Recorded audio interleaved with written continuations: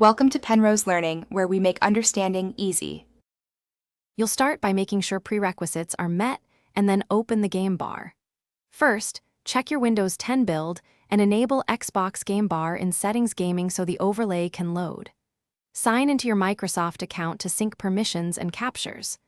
Once done, close heavy or conflicting capture apps such as OBS or NVIDIA Shadowplay because they can intercept the same APIs. This prevents resource conflicts and lets the game bar initialize cleanly before you proceed to service checks.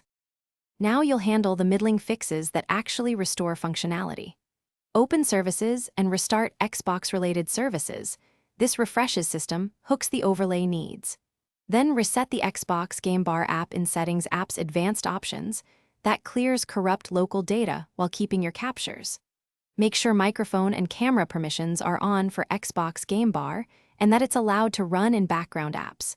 Without permissions, the widgets won't respond. After these changes, sign out and back in or reboot to apply them. Finish by testing, and if needed, taking one decisive troubleshooting step. Press Win+G and record a short 10-second clip to confirm overlay and capture work. This verifies both hotkeys and encoder access.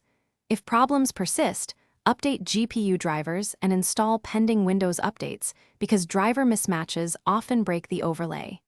Disable duplicate game optimizers or game mode if they conflict.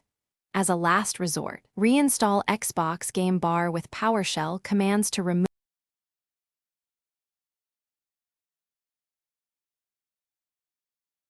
Thanks for watching. If this was helpful, leave a like and consider subscribing. See you next time.